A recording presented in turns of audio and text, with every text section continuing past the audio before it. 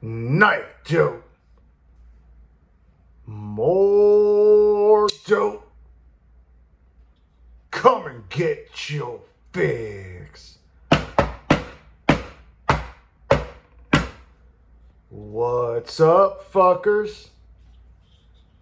Your boy is back with a fresh batch of dope.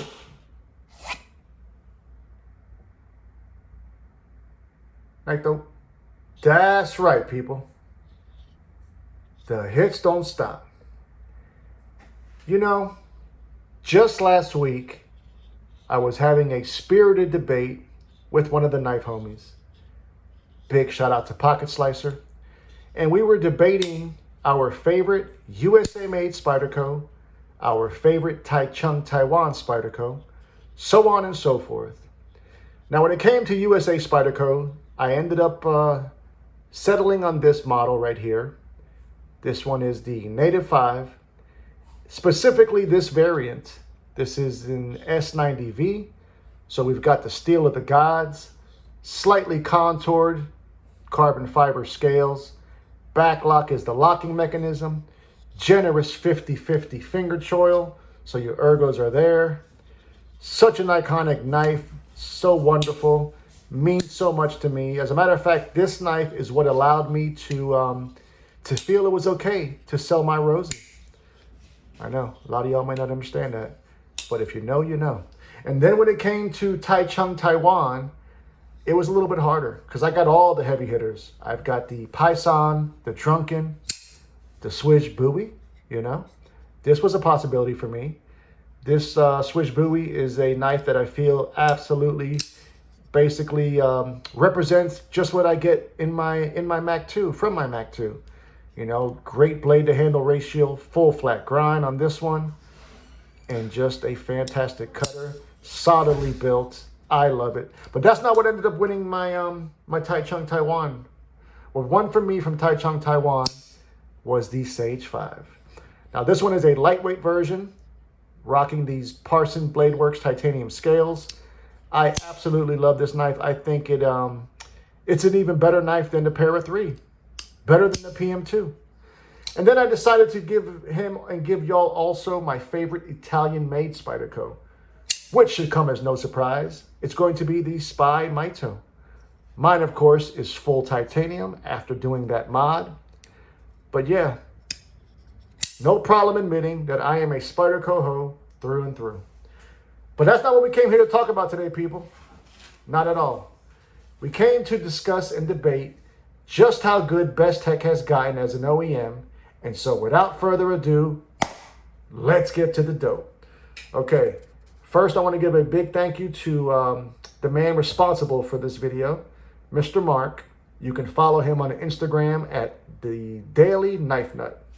Now, Mr. Mark has got a great collection and a great Instagram feed. I highly advise you you hit him up. He sent me 4 knives, and 2 of them just so happen to be some of the newest Bestech OEM knives that I've been aware of, and they are impressive. So much so that I'm doing this goddamn video. Don't let this Wii case fool you. That's just the way he shipped them to me. First one we're going to be taking a look at is coming to us from an Australian knife maker, knife designer, Mr. Grambeau. And this is the Russ. Now this is version 2 of the Russ. These I think just dropped in June of this year. $341. This is a production version of his handmade custom folder. These have got multiple forms of deployment. You've got a nicely done front flipper, as well as set of robust tits. Let's check it out. Woo! Detent is dialed the fuck in. Wonderful blade, wonderful overall size, coming in at 7.6 inches. Of that, we've got 3.2 in this drop point apparatus. Deep hollow grind. We've got magna cum laude for the steel. Beautiful stonewash finish. Now, I never got to handle version 1, but I did read that some of the changes from version 1 to version 2 had to do with some of the blade to handle ratio being dialed in a little bit more. So I'm not too sure how it looked on version 1. They also decided to give us a blind mounted pocket clip screw, which is always a good touch. And then they also went ahead and did deeper internal milling to help with the balance, so to improve the balance. Now this is what I like to call a sub frame lock. They call it as a covered frame lock, but essentially we've got an inlay that the lock bar is attached to, and so therefore, as far as I understand it, this should be a sub frame lock, sitting at about 40%, give or take, on lockup. Plenty of room for disengagement, straight drop action, glassy smooth. Now they use a hex, 532 hex for your pivot, and you can see through there. Pretty cool, right? And then as far as inlay pocket size, or rather inlay hardware, is going to be a T8, as well as that blind screw. Now as far as the blade geometry goes, we've got 133 thousandths for your blade stock thickness. And then we've got 19 thousandths behind the edge. Add that up with that hollow grind, and what do we got? A slicey hoe. 3.8 ounces is the weight, so nice lightweight carry. This version has got the slightly contoured, diamond textured, blackened titanium. Absolutely stunning. It just looks great. And Bestech crushed it. Like I mentioned, $341 is the price point on this, and I think you're getting a lot of knife for the price tag. Now let's go ahead and put some comparisons up to give you a better idea on the size of this one. Basically, a little bit of knife flexing. You know how the fuck we do. Going to start out with some more Bestech OEM knives first, and we're going to come like this. EMP EDC relative. Then we're going to go with a recent acquisition, which has been in my pocket for at least a goddamn week. And that, of course, is the American Mini Ultimatum, OEM by Riyadh. So here we see the Russ up against those. Let's do two more. God damn it, two more. More Bestech OEM vibes. We're going to go with one of my favorites this year, and that's going to be the Devo Stout. Version 2. Don't get it fucked up. And then last but certainly not least, another front flipper with a second form of deployment, and that is going to be the Jan Knives Chevron. Matthew Christensen design. And so here we see the Russ up against those. You know, it started to dawn on me that I think my favorite form of deployment is a front flipper with either a hole or a set of tits. It's just, I don't know, man. I much rather a front flipper with a second form of deployment over a traditional flipper with a second form of deployment any day of the week. Unless it's a Vero flipper, then of course I won't be mad at it. But yeah, that's the first one, which is the Russ from Grambeau, OEM by Bestech. Now this next one takes the cake for me. This knife right here flew way underneath my radar. I kind of remember at one point hearing about it, but goddamn did I not expect it to be this good. This is a Matsey and KOMU design, or rather collaboration. Now, I had heard about KOMU and I had been familiar with some of his designs, primarily through his collaborations with Bestech. I actually got to meet KOMU at Blade Show this year. Great gentleman. He had a great vibe to him, very pleasant to talk to. So, and I've always liked his designs, but I think this one for sure is going to be my favorite of his. These come in at about $400, $397 to be exact. A lot of y'all out there, including myself, sometimes, we feel some type of way when it comes to, expensive Chinese-made knives. But I tell you, the line is starting to get blurred because what these companies are giving us is starting to rival what we get here in the USA. Now, a couple of forms of deployment, which is always a must for me. We've got a disappearing flipper tab as well as cutout. Let's check it out. Woo! Detent is dialed the fuck in. Now, KOMU is a Polish designer. I am not sure where Matsey originates from, but I do believe he's also a European. Now, when I started handling this knife, it immediately gave me, it made me reminisce, or rather, immediately reminded me of another European design. and that is going to be the Rob Johnson Cedar. The Rob Johnson Cedar was actually on my radar for a acquisition at Blade Show this year. It was on my short list of knives I was looking to purchase. But when I handled it, I don't know. It was a great knife. No complaints as far as that goes.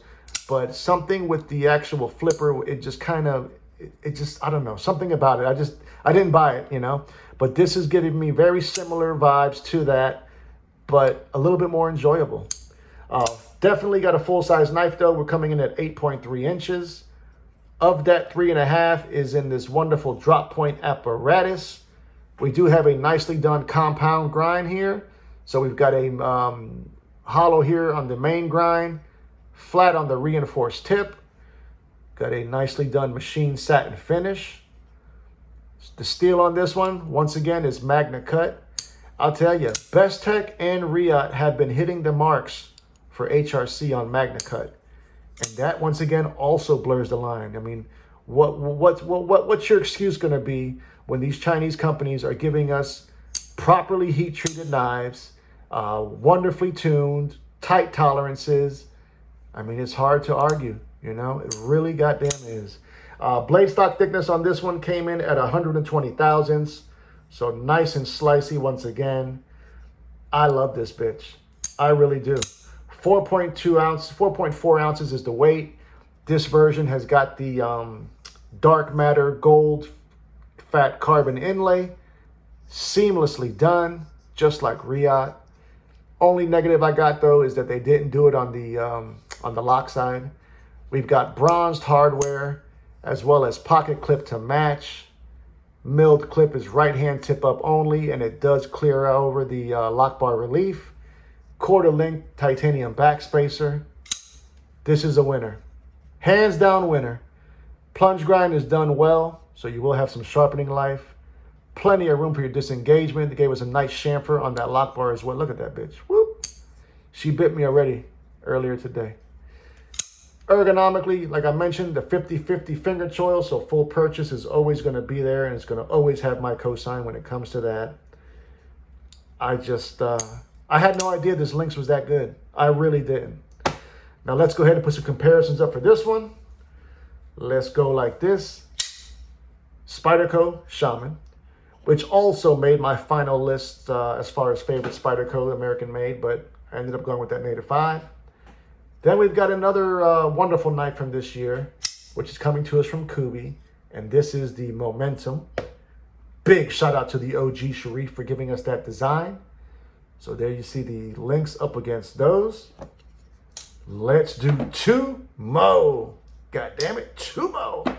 Gotta have a Vero, the inventor of that disappearing flipper tab. And we're gonna go with the Synapse. And then last but certainly not least, gotta have some Moscow vibes. We're gonna come with the CKF Gnome. And so here we see the Lynx up against those. Yep, I really had no idea that Bestech was actually this good. I mean, I have been pretty high on their OEM capabilities all year, but I think these two models just propel them to that next tier of OEM work. Now, it came out to me sometime last year that Bestech actually isn't the company or the entity doing this OEM work. They are basically the subcontractors. They are subbing this work out. But whoever it is they are using, they are dialing these builds in. Once again, big thank you to the sponsor of this video, Mr. Marky Mark, Daily Knife Nut. Give him a follow. Tell him thank you for sending us this dope. But more importantly, I want to know what you fuckers think. Are you digging these designs? How about Bestech as an OEM? Tell me all about it. Love you, mean it. Until the next time. Cut something, cut someone. Just don't cut yourself. Stay dangerous, fuckers.